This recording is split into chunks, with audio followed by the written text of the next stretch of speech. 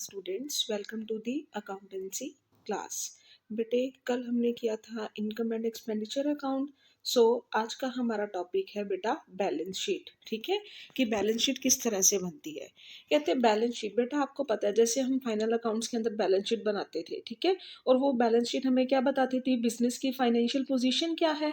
ठीक है, so balance sheet हमें बिजनेस की फाइनेंशियल पोजीशन के बारे में बताती है as at a particular date. So इसके अंदर the method and the basis of preparing the balance sheet, कहते हैं बैलेंस शीट बनाने का जो मेथड है और जो मतलब बेस है वो क्या है।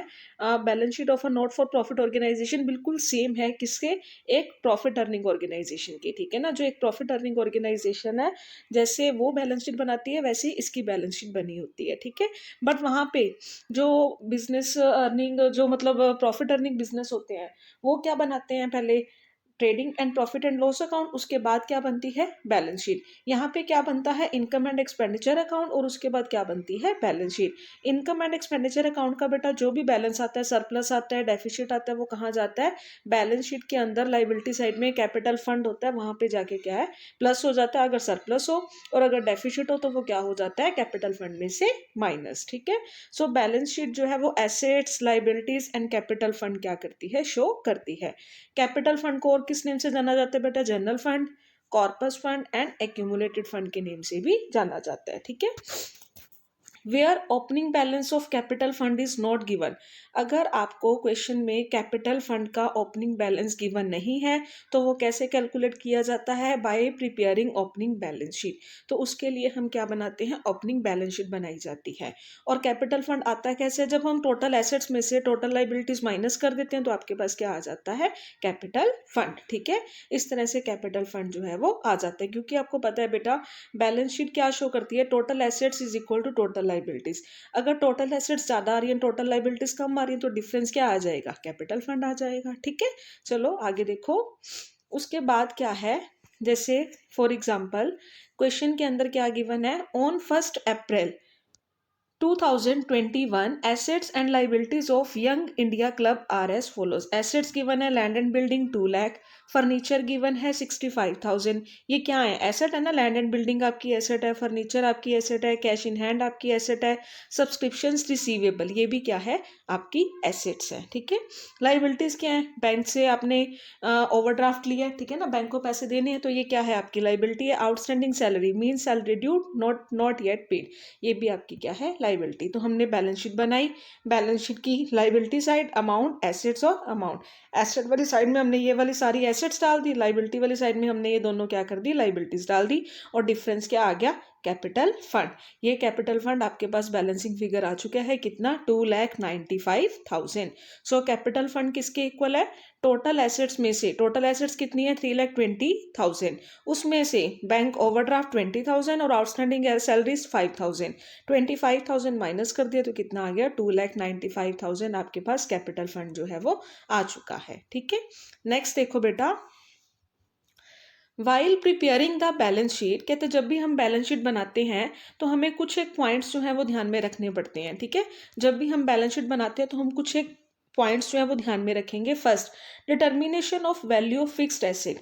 फिक्स्ड एसेट की वैल्यू क्या आएगी बेटा, फिक्स्ड एसेट्स वो होती हैं जो आपने मतलब लंबे टाइम के लिए बिजनेस के अंदर कंटिन्यू रहती हैं। ठीक है, जिनका मेन पर्पस उनको सेल करना नहीं होता, बल्कि उनको क्या होता है आगे कंटिन्यू करना होता है, उससे फर्दर जो है वो हमने रेवेन्यू जनरेट करना होता है। ठीक है, तो फिक्स्ड एसेट्स के अंदर क्या है बेटा, बैलेंस शीट के अंदर जो भी फिक्स्ड एसेट हम शो करेंगे उसके अंदर अगर कोई सेल हुई है, कुछ परचेज हुआ है, कोई डेप्रिसिएशन है, हम सब कुछ क्या करते हैं उसके अंदर एडजस्ट करते हैं। ठीक है, तो हर एक अमाउंट जो है वो उसके अंदर क्या करी जाती है, एडजस्ट करी जाती है।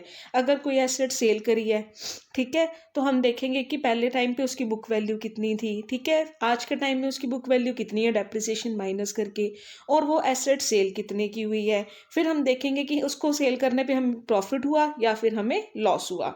जैसे फर्नीचर अकाउंट का ओपनिंग बैलेंस आपको 1 लाख दिया है। ठीक है, एक फर्नीचर पड़ा है जिसकी बुक वैल्यू 20,000 है और वो सेल कितने का हो रहा है, 25,000 का।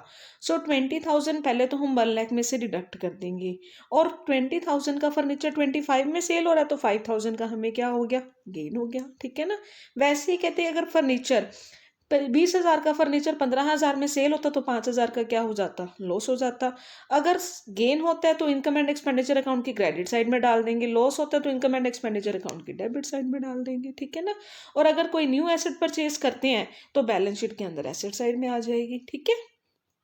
नेक्स्ट नंबर पे क्या आता है, लोन। अगर हमने कोई लोन लिया है, ठीक है, लोन बेटा अगर हम लेते हैं तो always receipt and payment account की तो रिसीप्ट साइड जाता है, बट बैलेंस शीट की कौन सी साइड जाता है, लाइबिलिटी साइड, क्योंकि ये अमाउंट आपने क्या करना है, रीपे करनी है। नेक्स्ट नंबर पे एडवांस। बेटा अगर आपने कोई भी किसी भी तरह का कोई एडवांस दिया है तो वो रिसीप्ट एंड पेमेंट अकाउंट की ऑलवेज पेमेंट साइड के अंदर ही जाता है।